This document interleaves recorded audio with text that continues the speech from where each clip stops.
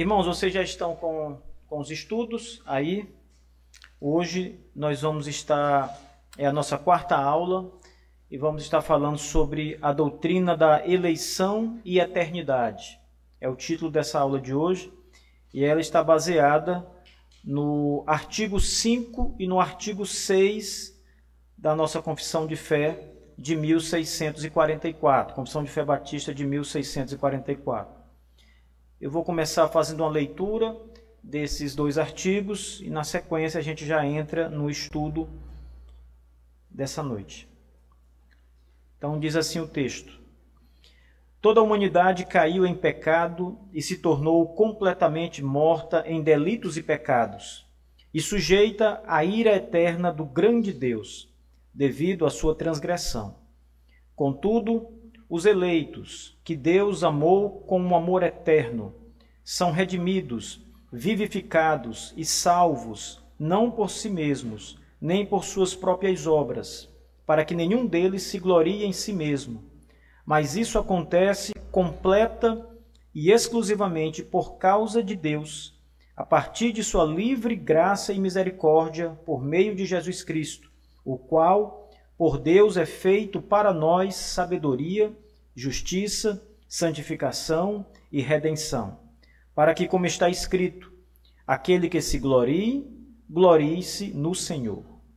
O artigo 6 diz assim: esta, portanto, é a vida eterna, conhecer o único Deus verdadeiro e a Jesus Cristo a quem ele enviou.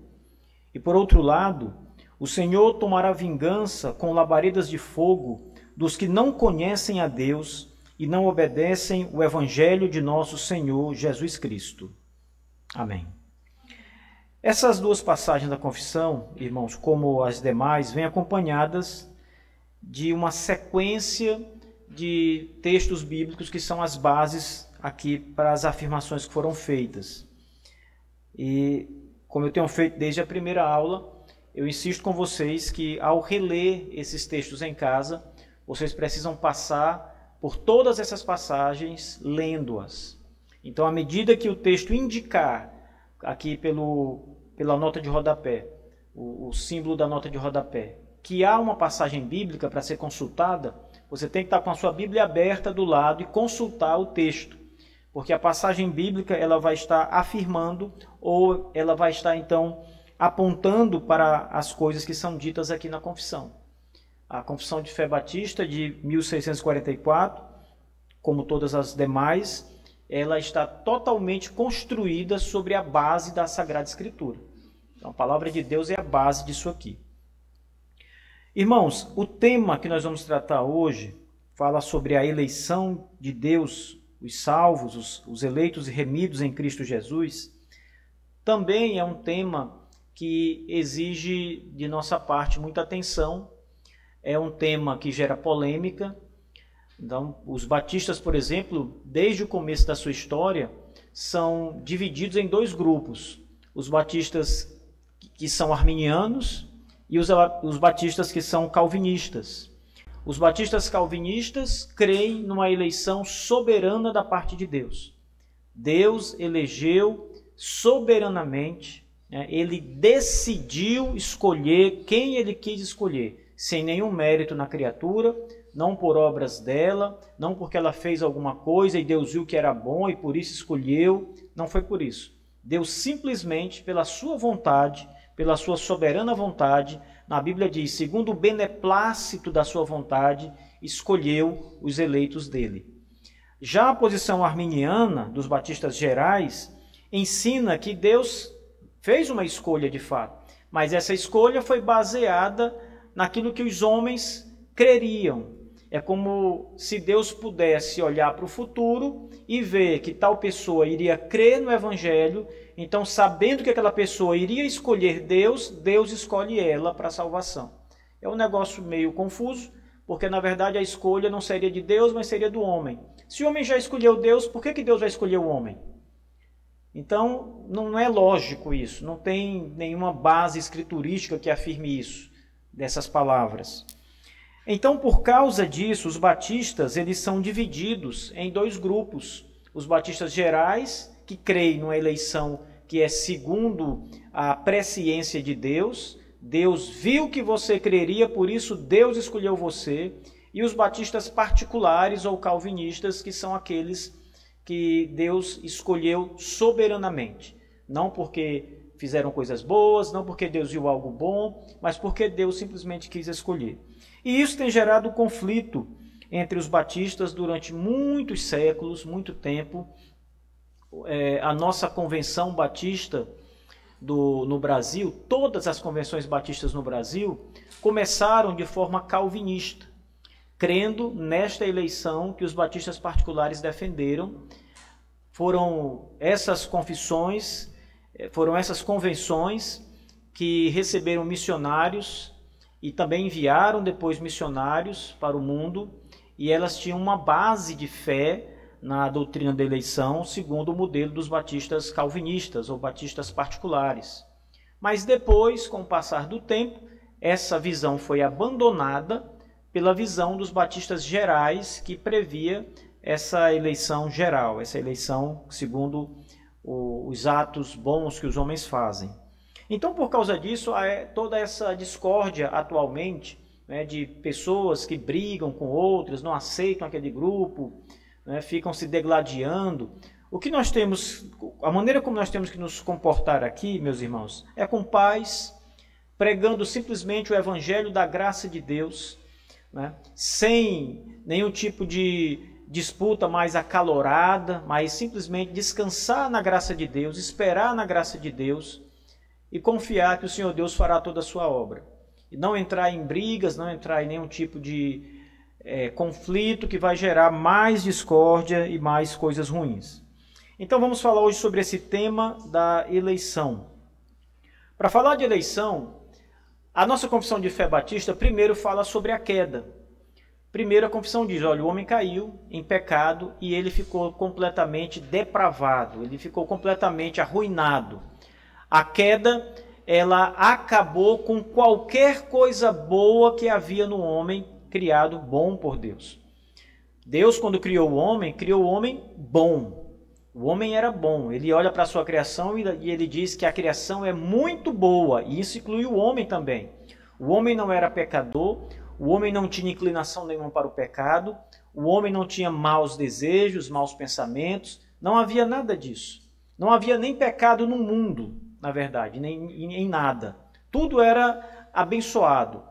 Mas aí a serpente aparece na história, em Gênesis 3, e ela começa a mentir para a mulher, e Eva cai no pecado da mentira, no engano de Satanás, e acaba arrastando com ela o seu marido Adão, que também come daquela fruta, da qual Deus disse que daquela árvore, do fruto daquela árvore, eles não poderiam comer, eles não deviam comer.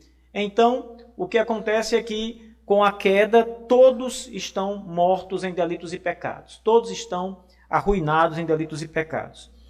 A nossa confissão começa falando sobre a queda, né? Ela descreve essa realidade sombria da queda, na qual toda a humanidade, e aqui, irmãos, não tem exceção. Não tem um homem aqui que escapou dessa mancha do pecado. Toda a humanidade, sem exceção nenhuma, encontra-se nesse estado de depravação total, de queda, de pecado. E esta é a condição, essa condição não é apenas uma falha moral ou um conjunto de escolhas ruins que o homem faz, mas é uma condição de morte espiritual. O homem está morto em delitos e pecados. É uma condição de ruína absoluta. Então não é, sabe quando você se lesiona, mas você ainda consegue caminhar, consegue produzir? A queda do homem não é esse efeito, ela é uma morte.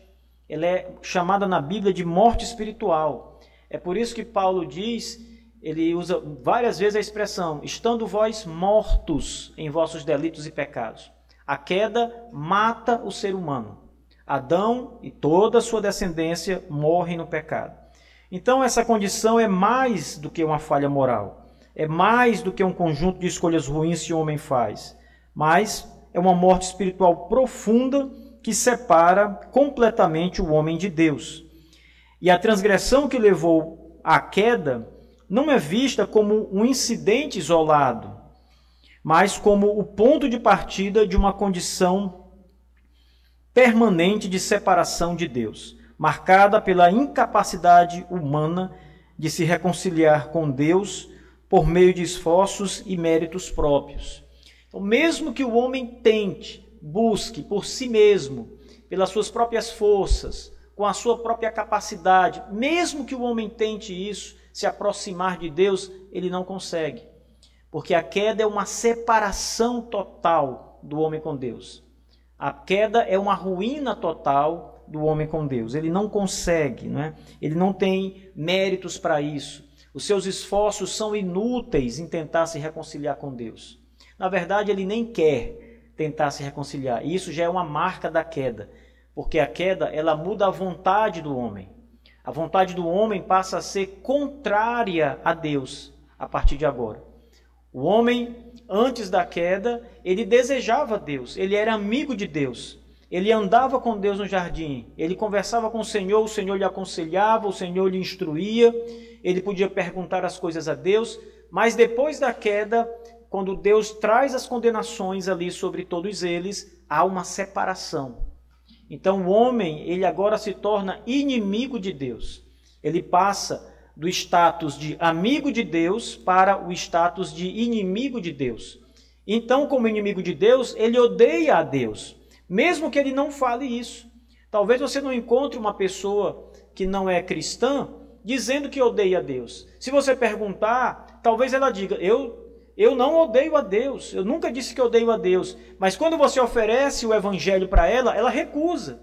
Porque ela não quer Deus, ela não quer o evangelho. E isso é o que a Bíblia chama de ser inimigo de Deus. Ele é contrário a Deus. Todas as ações, todas as atitudes são contrárias a Deus. E por isso, a ira eterna de Deus é justa se ele a derramar sobre toda a humanidade.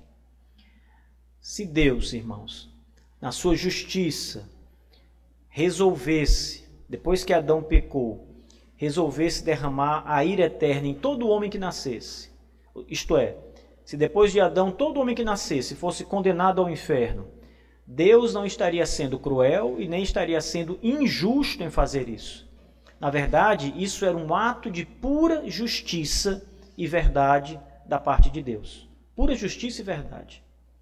Mas Deus foi gracioso e misericordioso em lugar de ser justo em aplicar a punição eterna com eles. Deus decidiu soberanamente escolher alguns destes homens para mostrar a sua graça e a sua misericórdia, e aos demais ele deixou em seus pecados, de maneira que a justiça de Deus virá sobre eles. Então não há nada fora do lugar aqui, naquilo que Deus fez, naquilo que o Senhor Deus fará no seu julgamento final. O texto também fala claramente dessa eleição divina que é baseada num amor eterno de Deus por esse povo eleito.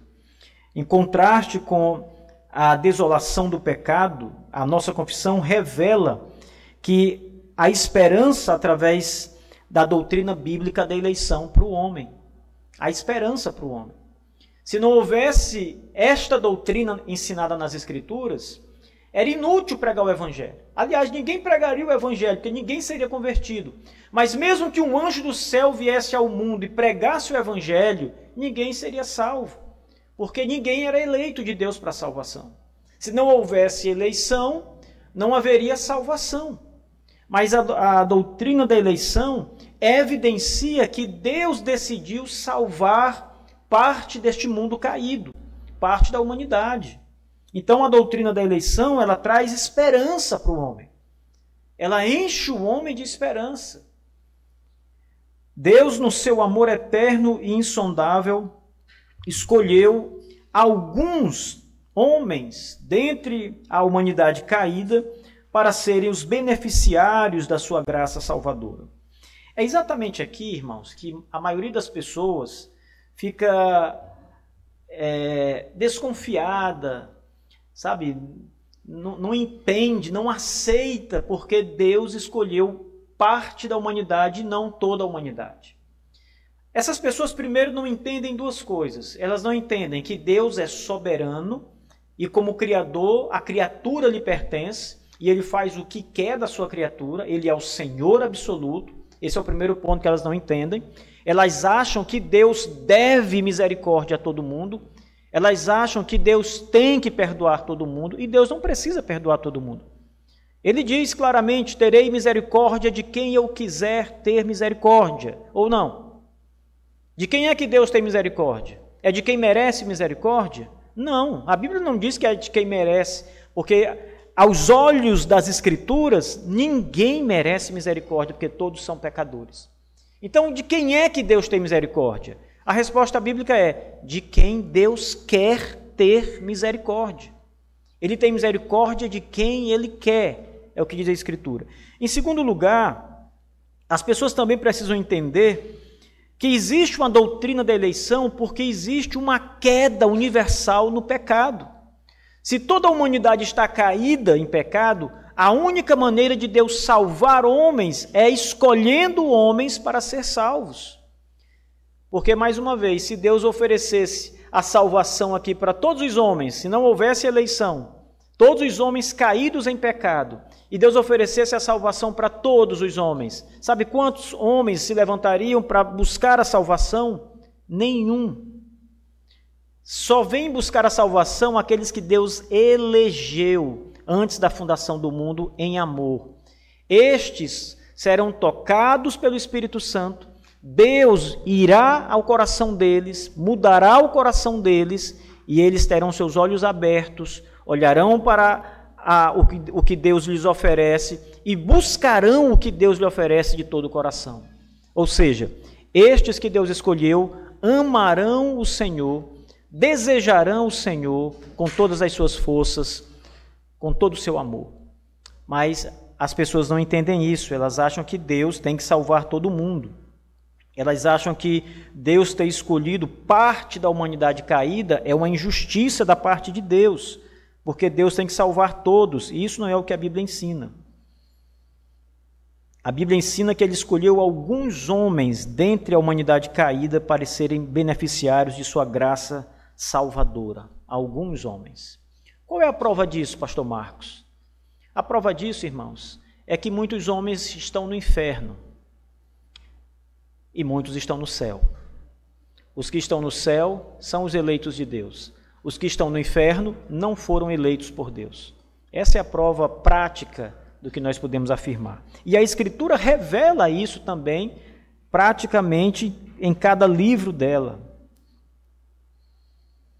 Essa escolha que Deus fez não é baseada em qualquer mérito do homem, não é baseada em qualquer ação futura que Deus previu nestes indivíduos, mas é baseada unicamente no amor e na misericórdia do Deus soberano.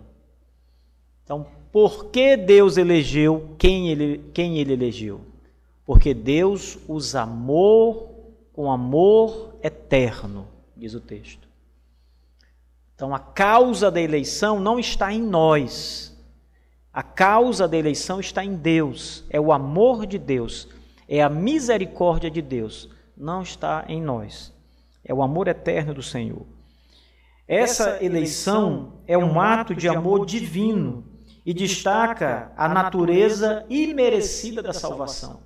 Então, quando você descobre que você foi escolhido por Deus sem merecer, que você foi escolhido por Deus não por as coisas boas que você pensa que são boas e faz, mas porque Deus te amou imerecidamente, porque Deus decidiu te chamar imerecidamente, sem que você merecesse, você passa a entender que a salvação é um dom da graça.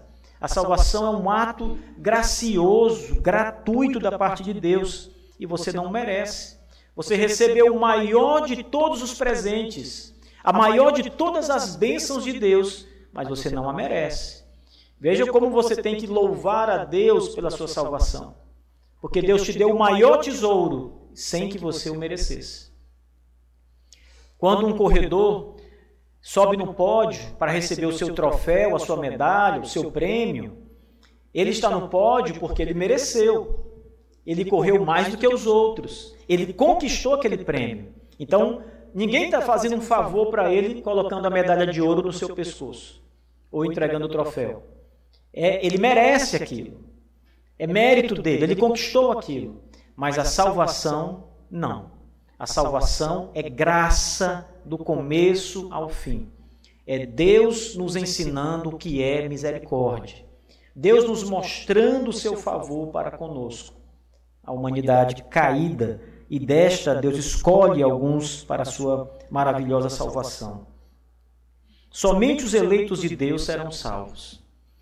Então, se alguém não é eleito, ninguém sabe quem são os eleitos, quem não é eleito, não dá para a gente saber. A gente sabe, à medida que Deus vai despertando para a salvação, este é um eleito de Deus. Ele é identificado pela fé, ele é identificado pelo seu testemunho de vida, suas obras, o que ele vive, o que ele faz. Ele dá testemunho que foi uma pessoa regenerada, que nasceu de novo. É por isso que os batistas particulares, quando eles vão batizar, eles precisam que a pessoa testemunhe, isto é, que a pessoa creia no Evangelho de modo verdadeiro, a sã doutrina, mas eles também esperam ver a fé nestas pessoas. E a fé, ela é vista quando a pessoa vive o Evangelho na prática. É por isso que quando eu vou batizar pessoas que não têm uma idade já mais madura, uma criança de 14 anos, eu sempre converso com os pais. Como é que está em casa o filho? Como é que tem sido a vida dele devocional? Ele lê a Bíblia em casa? Ele ora? Como ele tem respeitado vocês em casa? Os pais precisam ser honestos nisso, porque, na verdade, o batismo do filho depende disso. E se os pais não forem honestos, eles estão fazendo um mal para o filho e não um bem. Mas quando o pai diz, olha, ele realmente lê a Bíblia, ele tem devoção por Deus, ele ora, eu já vi várias vezes meu filho orando sozinho, ele nos chama para orar, ele tem conversas comigo interessantes sobre o Evangelho. Então você vê que é uma pessoa que a semente está no coração dele. Ele fala das coisas de Deus, ele tem prazer nas coisas de Deus. Ele se importa com elas. Então é um bom testemunho. Então, diante disso, é que essas pessoas serão batizadas. Então, os eleitos de Deus, somente eles serão salvos. Então, aqueles que Deus elegeu, todos serão salvos, nenhum se perderá. Os que não foram eleitos, nenhum se salvará, todos serão condenados. Quem são, quantos são, nós não sabemos. Esse número que é misterioso para nós, só Deus conhece. Assim como o número dos eleitos, que serão salvos, nós não sabemos. A Bíblia só diz assim, milhões de milhões, né? Mas o número exato, Deus conhece. Nós não. Nós não conhecemos e nem precisamos conhecer. Jeremias capítulo 31, versos 2 e 3, afirma que Deus amou o seu povo com um amor eterno e com amorosa bondade os atraiu. Isso aqui comprova a afirmação de que os eleitos são amados por Deus de forma eterna, estabelecendo a base para a sua redenção e salvação. Principal base, irmãos, a única base que importa na eleição é o fato de Deus ter amado o seu povo, amado os seus eleitos, e é por isso que eles serão salvos. Como há uma eleição, a graça está envolvida de maneira muito clara. Deus quis escolher, e isso é graça pura. A salvação dos eleitos é totalmente atribuída à graça de Deus. E aqui, mais uma vez, se exclui qualquer coisa que o homem faça. Porque imagine, se você, ao chegar nas portas do paraíso, e usando aqui uma linguagem bem figurada, imaginativa, não é? Você vai receber lá o seu galardão. Então o Senhor diz assim, olha, entre no céu que eu conquistei para você, meu filho amado morreu para salvar você, ele fez tudo o que era necessário. E você diz, não, Senhor, eu também fiz uma pontinha. Eu fiz pouco, mas eu fiz alguma coisa. Você já não era um eleito. Um eleito não diz isso. Um eleito sabe que não faz nada. Ele sabe que deve tudo a Deus, à graça de Deus. Então, não há mérito, porque se houvesse 0,1% de mérito humano, isso seria mérito humano na salvação, e não há. É graça do começo ao fim. Tudo é graça de Deus. a redenção, a vivificação e a salvação são atos unilaterais, não são bilaterais, né? Não são de um para o outro, é só de uma parte que derrama sobre essa outra parte, que somos nós, os eleitos de Deus. Então a salvação é um ato gratuito, Deus age para nos salvar. Deus realiza essas obras maravilhosas, são realizadas de modo independente das obras humanas, para que ninguém possa se vangloriar diante de Deus. Essa perspectiva rejeita qualquer noção de justificação pelas obras e coloca toda a ênfase na ação graciosa e misericordiosa de Deus por meio do Senhor Jesus Cristo. A Igreja Católica, por exemplo, e muitas igrejas pelagianas, semi-pelagianas e até algumas arminianas vão colocar um peso nas suas obras. Então, as obras daquelas pessoas contam realmente para a salvação. Então, elas querem fazer boas obras, porque elas vão pensar que essas boas obras vão ajudar na salvação delas. Então, elas vão ser boas para poder ser salvas, não porque tem que ser boas, porque esse é o que Deus quer de todos nós. Mas elas estão fazendo algo, tendo em vista alcançar alguma coisa maior. E isso é inútil, irmãos, porque as nossas obras não ajudam em nada. Em nada.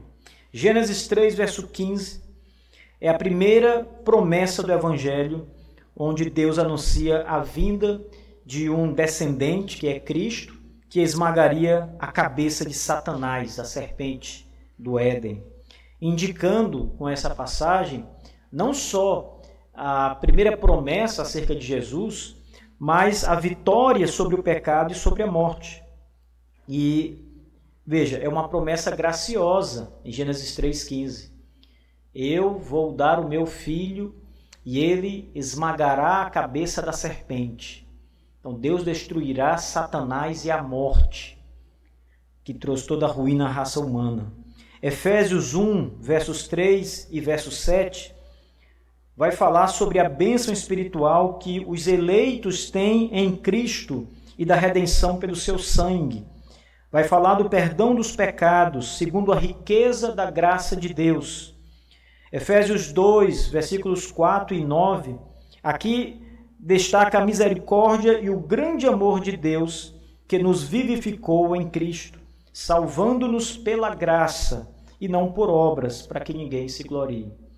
E em Tessalonicenses, 1 Tessalonicenses 5, verso 9, Paulo afirma que Deus nos destinou para a salvação por meio do nosso Senhor Jesus Cristo.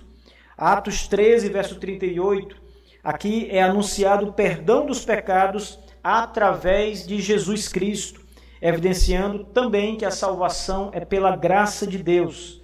Se não houvesse graça, não haveria salvação para a raça humana. O texto também vai falar sobre a obra de Cristo. E essa obra é central para a mensagem de salvação. É a figura do Senhor Jesus Cristo, que é apresentado como a encarnação da sabedoria, da justiça, da santificação e redenção divinas. Por meio da sua vida, da sua morte e também da sua ressurreição, Cristo cumpre todas as exigências da lei divina em nome dos eleitos. Isso aqui é muito interessante, irmãos. Ele vem ao mundo, ele é Deus, ele se faz carne, se torna homem como nós, vem ao mundo e ele cumpre todas as exigências da lei de Deus. Isto é, ele não peca, ele não quebra a lei, ele não desobedece em nada, em favor dos seus eleitos. Então, Cristo veio ao mundo para nos dar isso, para fazer isso em nosso lugar, para ser obediente em nosso lugar, para ser o nosso representante, para fazer a grande obra em nosso lugar. E assim ele garante a justificação e a santificação de todos eles, todos os eleitos de Deus. A obra redentora de Cristo é o meio pelo qual a graça de Deus é aplicada aos eleitos. E isso assegura a eles uma posição justa diante de Deus e também a promessa da redenção final. Veja bem, irmãos, se Cristo não fosse tão glorioso e tão bondoso, tão disposto a fazer grandes coisas por nós, que esperança nós tínhamos? Se não houvesse uma eleição, se não houvesse um Senhor Jesus, se nós não estivéssemos nele, que esperança havia para nós? Se nós fôssemos entregues a nós mesmos, à nossa própria vontade, aos nossos próprios pensamentos, ao nosso coração, o que seria de nós se não continuar numa vida de pecado e miséria e de ruína moral? Ruína cada vez pior, cada vez maior. Era isso que seria de nós. Mas a eleição e a salvação também são para a glória de Deus. O propósito último da salvação é direcionar toda a glória a Deus. Então, toda vez que um pecador é salvo, Deus é glorificado na salvação dele. Porque salvar é uma obra gigante. E Deus recebe toda a glória, porque todo o mérito de fato é dele. Ele é glorificado em todas as coisas. Ele também é glorificado na condenação dos ímpios. Mas olhando aqui para o ato de graça em salvar, ele é muito glorificado na salvação de cada um dos seus eleitos. Na salvação, os redimidos devem se gloriar exclusivamente no Senhor, reconhecendo que qualquer bem em suas vidas é um dom da sua graça. Irmãos, como é maravilhoso quando você, um homem salvo, uma mulher salva, pode orar com o coração cheio de gratidão a Deus, dizendo: Senhor, obrigado por me salvar. Quando o seu coração verdadeiramente está diante de Deus nesta situação, com este sentimento de gratidão, de reconhecimento pela obra de Cristo, quando você sabe que você por si mesmo é inútil na salvação e toda a glória é dada a Deus, ele é glorificado por você. Ele recebe glória de toda forma. Ele é glorioso pelo ato em si mesmo. Isso já é uma glória divina. Mas quando a criatura abre o seu coração para glorificar a Deus, ele é ainda mais glorificado, porque a criatura louva o seu nome e agradece pela grande oferta da salvação. Essa orientação para a glorificação de Deus serve como um lembrete constante de que a salvação é uma obra de Deus do início ao fim e que os eleitos são chamados a viver em gratidão e louvor perpétuo a Ele. Então, não pense, nunca diga no seu coração a seguinte frase: eu sou cristão há 10 anos, há 5 anos, sei lá, e eu sempre adorei a Deus e glorifiquei a Deus pela minha salvação. Eu acho que já está bom. Não. Esse louvor é perpétuo, irmãos, nos nossos lábios, porque a salvação é eterna. A obra que Ele fez em nós não é só o presente que Ele nos deu, é a transformação que ocorreu em cada um de nós. E isso é motivo de louvor perpétuo de nossa parte. Veja, até hoje nos céus, os anjos estão louvando a Deus, na presença de Deus, glorificando a Deus. E por que nós, criaturas inferiores aos anjos, não vamos louvar a Deus? Nós somos inferiores aos anjos e vamos louvar menos a Deus do que os anjos? Não. Devemos louvar o nosso Deus também. 1 Coríntios 1, verso 30 ao verso 31. Na verdade, a referência que vai se encontrar na confissão, ela está equivocada. 1 Coríntios 5, 21. Isso aí acontece, às vezes, na hora de colocar o texto, foi colocado uma referência equivocada. Provavelmente seja 1 Coríntios 1, verso 30 ao verso 31. Porque aqui nessa passagem é estabelecido que é por Deus que estamos em Cristo Jesus, que se tornou para nós sabedoria de Deus, justiça, santificação e redenção, para que, conforme está escrito, quem se gloria deve gloriar-se no Senhor. E em Jeremias 9, versos 23 e 24, incentiva a não se gloriar na sabedoria, na força, na riqueza, mas em entender e conhecer a Deus que pratica a bondade, a justiça, a retidão em toda a terra. Temos aqui ainda o destino eterno. A Confissão de 1644 apresenta uma visão dualista do destino eterno da humanidade. Céu e inferno, não é? Há céu, há o paraíso, há a eternidade com Deus e há o inferno, o lago de fogo, o eterno sofrimento daqueles que não serão salvos. Então, a confissão, ela apresenta essa perspectiva dualista do destino das pessoas. Por um lado, a vida eterna é oferecida como um relacionamento contínuo e profundo de conhecimento e comunhão com o único Deus verdadeiro e Jesus Cristo, a quem ele enviou. Este é o objetivo supremo da existência humana e a fonte de toda a verdadeira felicidade e realização. Todo homem em Cristo está realizado. Na verdade, na nossa vida terrena, nós temos projetos a ser alcançados. E às vezes a gente fala de realização humana nesses projetos. Mas, irmãos, o fato é que quando tudo isso passar, todos esses projetos vão ficar para trás. E a nossa realização vai ser plena em Cristo Jesus. Ele preenche todo o nosso ser. Ele é suficiente para preencher todo o nosso ser. Por outro lado, as pessoas que permanecem alienadas de Deus, fora de Deus, rejeitando o conhecimento dele, desobedecendo ao Evangelho, elas enfrentarão a justa retribuição divina, uma vingança eterna que destaca a seriedade da rejeição do chamado de Deus para a salvação. Todo homem que será condenado, ele vai receber na teologia o termo retribuição, significa um pagamento pelas obras erradas. Então, todo homem que pecar e não se arrepender do seu pecado, Deus retribuirá a ele o que ele merece, que é a justiça de Deus sendo aplicada, a ira de Deus sendo derramada sobre ele, o seu eterno sofrimento e punição e separação do Senhor.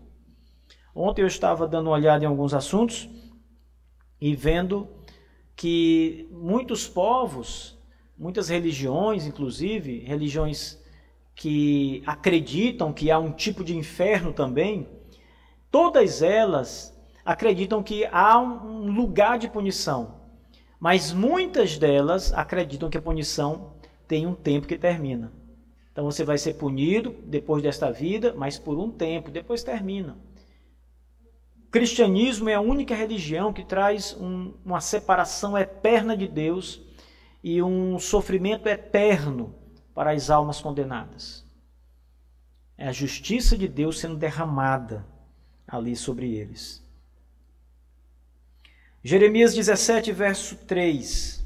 Aqui, Evangelho de João 17, verso 3. João, ele define explicitamente a vida eterna como o conhecimento do único Deus verdadeiro e de Jesus Cristo, enviado por Deus.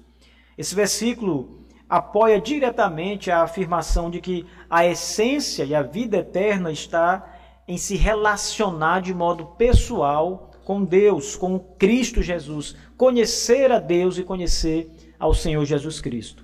Hebreus 5:9, aqui fala de Jesus como a fonte da salvação eterna para todos os que lhe obedecem. E aqui também é reforçada a ideia de que a obediência a Cristo e o conhecimento dele são centrais para a salvação. Você só pode crer se você conhecer. Você não pode crer sem conhecer. Por isso que o termo conhecimento, ele é aplicado à fé. Você crê naquilo que lhe foi revelado, e aquilo que lhe foi revelado você conhece. Não é? É como você, por exemplo, tomar um livro e você não sabe o que tem naquele livro, mas quando você lê o livro, você conhece a história do livro. Então você pode dizer se o livro é bom, se você gostou, se você quer o livro, não é? Ou rejeitar, dizer que o livro é ruim. De toda forma, para você escolher ou negar, há a ideia do conhecimento envolvida. Então a salvação é conhecer a Deus e a Jesus Cristo, a quem ele enviou. Jeremias 23, versos 5 e verso 6. Nessa passagem, nesses dois versos, o profeta fala sobre a vinda de um justo renovo, um rei que agiria com sabedoria e justiça, e sob cujo reinado Judá seria salvo e Israel viveria em segurança. O nome pelo qual ele seria chamado, Senhor Justiça Nossa, aponta para o conhecimento de Deus através de Cristo, como a nossa justiça, alinhando-se com a noção da vida eterna através do conhecimento de Deus. E em 2 Tessalonicenses 1, verso 8, tem uma advertência de que na vinda de Jesus, ele exercerá vingança com labaredas de fogo contra aqueles que não conhecem a Deus e não obedecem ao Evangelho do nosso Senhor Jesus Cristo. Esse verso confirma também a afirmação de que haverá consequências eternas para a desobediência e a falta de conhecimento de Deus. Então, não pensem, meus irmãos, que estas passagens não irão se cumprir, porque tudo que está revelado aqui sobre esse conhecimento de Deus, essa necessidade de conhecer Deus e a Jesus Cristo, são reais para a nossa salvação. João 3, verso 36. Aqui contrasta o destino eterno dos que creem no Filho e que têm a vida eterna com os que desobedecem ao Filho, que não verão a vida, mas a ira de Deus permanece sobre eles. E aqui também é reforçada a ideia de consequências eternas para aqueles que rejeitam o conhecimento de Deus e a obediência ao nosso Senhor Jesus Cristo.